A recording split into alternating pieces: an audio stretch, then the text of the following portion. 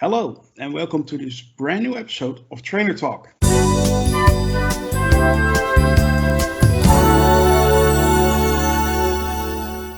In today's episode, we're going to talk about two trailers that Marvel dropped this week. The first one we're going to talk about is the trailer we got for the very soon upcoming holiday special, the Guardians of the Galaxy holiday special to be exact.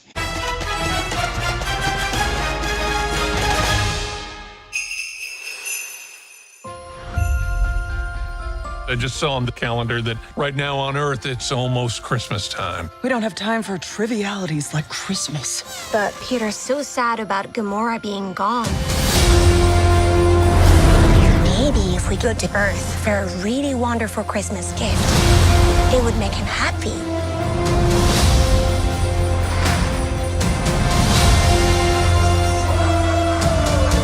Something special he will never forget. What about someone special? We're looking for the legendary Kevin Bacon. We're looking for the legendary Kevin Bacon. I just said that, Drax. Your voice is small and mousy. I think maybe he didn't hear you. You're coming with us as a Christmas present.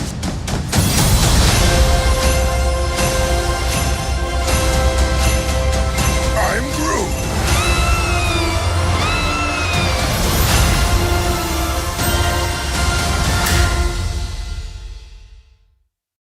It dropped on Wednesday, I believe, and we're going to discuss it right now. And I'm going to start with you, Murph. Murph, what did this trailer do for you? It looks fun. You know what I mean? I think if this is as entertaining as I found the Halloween special, the Werewolf by Night, then I think they have a good like seasonal little mini event kind of thing going for, two in a row, and it just looks really fun. It's the Guardians are always fun to meet up with in the films. So if this captures any of the humor we know and love from those movies, and it's just a lighthearted, presumably an hour long little Christmas special, it looks entertaining. I'm eager to see it. And Lord Deathman, did the trailer for the Guardians of the Galaxy holiday special bring you into the Christmas spirit? It did. 110,000% it did. All of the surprises that they had in there, seeing Drax and Mantis on Earth as like kind of two drunken buddies trying to kidnap Kevin Bacon. I don't think you could have gotten any more holiday spirit than that. Obviously this is in reference to the Footloose addiction that Star-Lord kind of has, and they're trying to get this. But the whole idea that Kevin Bacon is a real person in the MCU, I just love it when they get meta with this kind of thing. The poster, if you guys check out the poster for this holiday special, you'll see Drax and Mantis kind of laid out on the sidewalk on a curb, like near a parking meter, and they both look drunk and blasted out of their skulls, wrapped up in Christmas lights.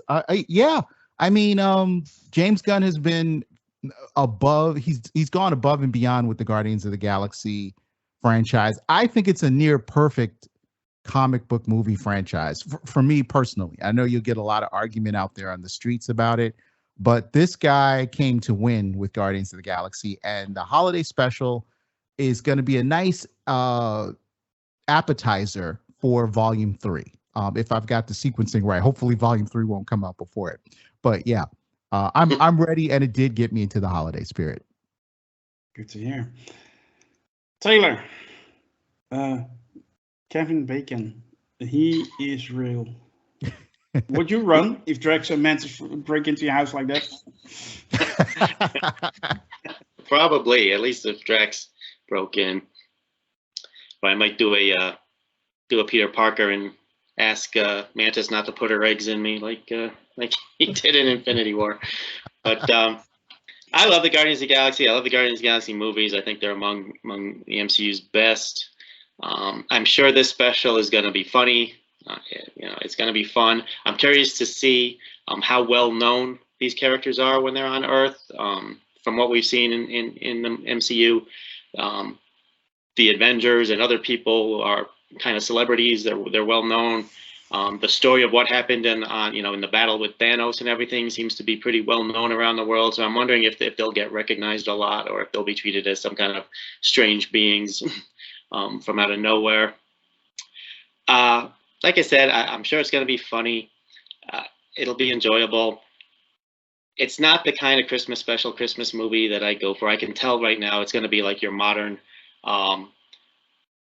edgy, cynical look at Christmas and the holidays. And, James, that's just not my taste in Christmas movies. I'm a huge fan of traditional Christmas movies and Christmas specials on TV.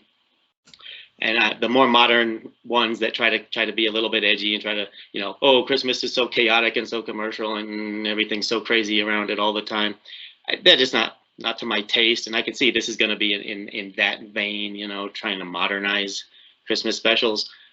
But like I said, it's gonna be funny. It's gonna be, enjoyable. Like I said, I love these characters. I love the Guardians of the Galaxy. James Gunn is just not the guy I would put in charge of a Christmas special. Okay, I'd put him in charge of a lot of things. Christmas special, not on that list for me. But yeah, I think it'll be a fun time. And I'm guessing it'll be about an hour long, so it'll be fun.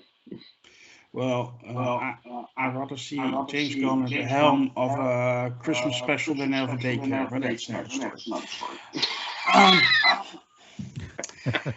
That was not the major trailer that Marvel brought out this week. On Monday, we all got surprised by a trailer for the first trailer for Antman and the Wasp Quantumania. I used to ask myself a lot of questions.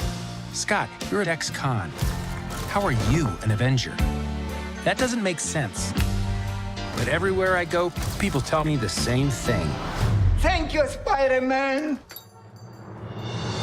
People still need help, Dad. That's why we made this. Like a satellite for deep space, but quantum. Wait a minute. You're sending a signal down to the quantum realm. Turn it off. Now!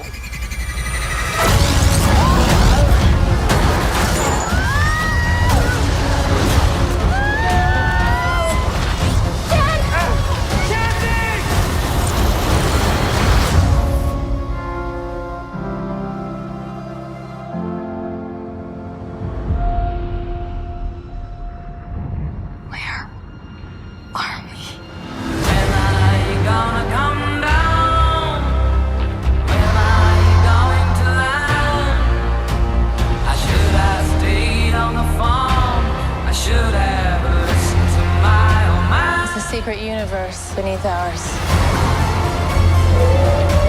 What are you so afraid of? There's something I never told you. This place, it isn't what you think.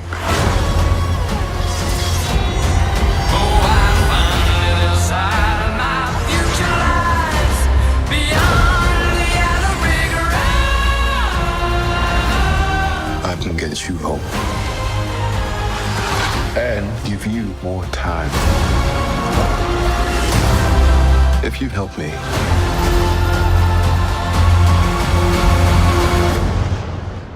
so what's it gonna be,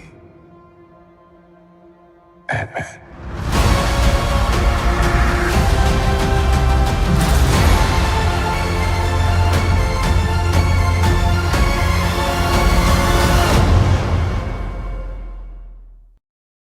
And on top of that, they dropped what might be my favorite poster so far in the MCU for the same movie. I thought that was awesome. I'm gonna start with you, Lord Deathman. And my question for you is: I am a casual fan of the MCU, or I'm an MCU fan. I'm not a comic book reader. I know you are. Did you pick up on something that people like me may have missed in this trailer? I don't think that they dropped a lot of comic book style Easter eggs in this trailer, and I may have missed them, I'll be honest. But that being said, I really don't think that was what this trailer was about. I think it was really trying to show you we've got a bigger, more insane scale and we're going to try to live up to the name Quantumania. They were really trying to set the tone and the mood. I think it was earlier this week, James Cameron, who is perpetually butthurt about everything that is not something that he made. He came out and said something else about comic book movies. And he said, you know what? All these Marvel characters kind of act like they're in college. I don't know if he was levying that against Marvel or the whole comic book genre. It doesn't really matter at this point with James Cameron. I know he's got a new movie to promote, a little small thing, called Avatar 2. But that being said, he's got a lot of competition now. And I thought about what he said, and I was like, you know what, you're right. Scott Lang does kind of act like he might still be in college. But, college is that was a time of great optimism, right? of hopefulness, of humor, learning how to leverage sarcasm. So I don't really take it as a knock that some of these superheroes might be a bit more youthful in their attitude than one might want. I don't know. But the trailer was brilliant. No comic book Easter eggs, but in a way, Kang is the comic book Easter egg. I think the comic book accuracy they try to bring to it, the markings that you see on Major's face, the way they did the makeup, all of that kind of stuff just says, hey, this is going to be a comic book accurate Kang, for better or worse. He's going to have that little mini skirt. And he's gonna have that blue face makeup, via his kind of holographic helmet situation there. I'm in for Quantumania 3, and Kang is kind of just the cherry on top. I'm an Ant-Man fan, so I'm gonna be cool seeing a movie about Ant-Man. But the fact that you're gonna get Kang in this trailer, and they came out and said it, no hinting, no dancing around the bush. No, shadowy kind of reveals. They're like, this is what he looks like. This is what he sounds like. Get excited. That's exactly the type of trailer I think we needed for the MCU right now. Murph, going to you now. I noticed something in that trailer. I saw a lot of rings, and they reminded me of 10 other rings, if you know what I mean.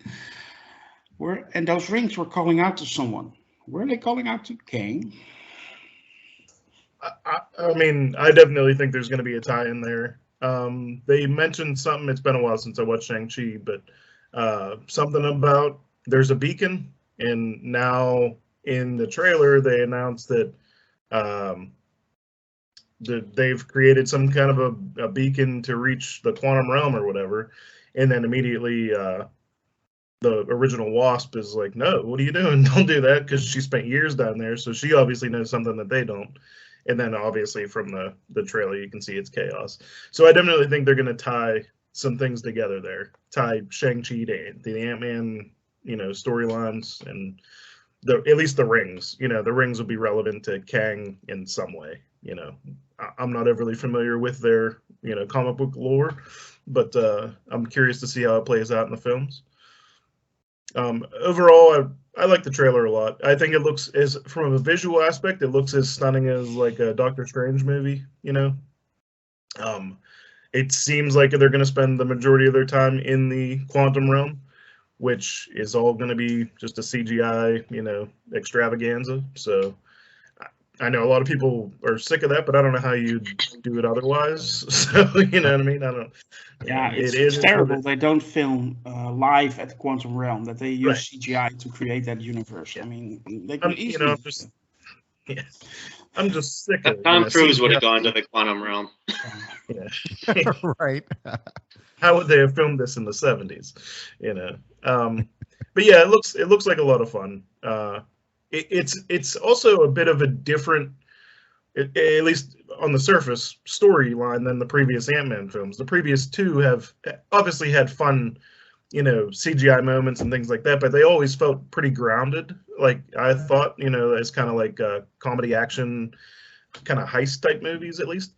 And this one feels like it's going off the chart in a different direction. So I'm wondering if it's even gonna feel like the previous two Ant-Man films, or if it's just gonna be something, might as well be going to outer space essentially, because you're going to inner space at this point. But yeah, looks like a lot of fun. Before I go to you, Taylor, Lord Deathman had a follow-up. Yeah, I just had a quick follow-up about the rings. The comic books don't tie those rings to, so the Mandarin's rings or Shang-Chi's rings are not tied to Kang in any way. But this is the MCU, so they may make some changes. And I just wanted to compliment Merv and yourself on picking up on that detail. And I agree with you both that there definitely might be some kind of tie-in with them. I also just wanted to address some of the criticisms that even I have for the trailer. I mean, yes, we're talking, you can't film this stuff in the quantum realm. I'm sorry, unless you are Tom Cruise. So there is a fair amount of green screen being used here. And in some cases, it's very obvious. You got 3 people standing directly in front of the camera, and the background might not have as much depth of field. I find, though, that some of those things actually get a little smoother by the time you get to movie time, if you've got a careful eye for it. And secondly, I mean, you can pick apart the production of anything, any one of these movies, and find something that's wrong as far as special effects. But what I really love about the Ant-Man franchise is that this is something that I'm going to be able to take family members to, young and old. I'm not going to have to do a lot of explaining about the character's gimmick, how it all works. It's like they get big and then they get small. Everybody's going to have fun watching Paul Rudd do his thing, be funny. And it's that kind of movie. That's the spot that they're aiming for as far as Ant-Man is concerned. So trying to treat this like it should be The Godfather 2, it just feels kind of like a pointless and disingenuous exercise. Well, Taylor, it may not be The Godfather 2, but the vibe I got from this trailer was a lot like a movie franchise we discussed a few minutes ago, The Guardians of the Galaxy. Am I wrong here? No, you're right. And it definitely, I can guarantee it will have less subtitles than The Godfather Part 2 had. I'm pretty sure most of them, even in the quantum realm, they're going to be speaking English for the most part. But yeah, it does have a little bit of Guardians of the Galaxy feel, especially with the aesthetics, and we've kind of seen a lot of those aesthetics in the MCU, especially recently with Thor, Love and Thunder, Doctor Strange and Multiverse of Madness. We're seeing a lot of these bizarre Kirby-esque landscapes, and I think they've really jumped into that for the quantum realm, and I love that. I love Ant-Man. I love the first 2 movies. I know a lot of people put them low on their list of MCU movies, but I think they're both really, really great movies and just a lot of fun. I love the characters, not just Ant-Man himself, but the Wasp and Michael Douglas and Janet Van Dyne. All of them are really good. And of course, in the first 2 movies, he had his friends around him as well, who added a lot. But this trailer looks really good to me. Kang looks great. We're going to see total insanity in the quantum realm. I got a lot of like a Tron vibe from this trailer, getting sucked into a strange world where everything is different. It looks like a lot of fun to me. I just wonder how much of the entirety of the movie is going to be spent in the quantum realm, or at some point they're going to be coming out and doing stuff outside as well, or if there's more buildup to going in than the trailer indicates. I just wonder what percentage is going to end up being, just out of curiosity. And as far as the CGI and stuff, I think on the big screen with all of the final touches put in, I think it's going to look really, really good. Yeah, I think we should have learned our lesson by now by not criticizing CGI of a movie based on the first trailer. I mean, there's still like 4 months to go before the movie drops. And in those 4 months, a lot of CGI touches or rework will be done. And it's like that every time trailer comes out, people get all worked up about CGI. And then in the end, there's not really much of an issue. So please, let's not do that again. Lord Deathman, another follow-up from you. Yep, just a quick theory, guys, I wanted to share. We saw Kang in all his glory in this trailer. He looked fantastic. Jonathan Majors seems to have found the right tone to play Kang. It's very different than what he was doing with Immortus or He Who Remains. But my theory here is that I think Scott may have inadvertently stumbled upon Kang building an army in the subatomic universe, like in the quantum realm, and this is what's going to kick off Phase 5. You know, and it kind of seems very fitting that it would be Scott that's kind of like, yeah, I tripped right over your subatomic army, and now I kind of have to get the word out. I am really nervous. I don't know if anyone else is, about Scott perhaps dying at the end of Ant-Man 3, which is not an outcome I would be happy with. But if they're trying to sell, you know, the lethalness of Kang, it seems like something that, you know, writers would do. But anyway, just wanted to share those thoughts and the sort of theory behind Quantumania. Well, that would really be a change of the vibe and tone of all the other two Ant-Man movies, which were light comedies, which I, like Taylor, absolutely love. I recently saw an old MCU list of mine after watching Doctor Strange, and Ant-Man was above Doctor Strange at that point. So that shows that at the time I really was in love with the Ant-Man franchise. But it definitely wouldn't have the tone of like a major character dying. So I just hope they bring Michael Pena back in the third movie. I love Michael Pena as Luis. Yeah. But anyway. I think we unpacked everything we needed to unpack about these trailers. And that will conclude this week's episode of Trailer Talk. So join us on Sakaar. You can join us on the conversation about these trailers. And yeah, if you join, you can be on this show as well if you want to. So we'll see you next time for the next episode of Trailer Talk. Who knows what it will be. Bye.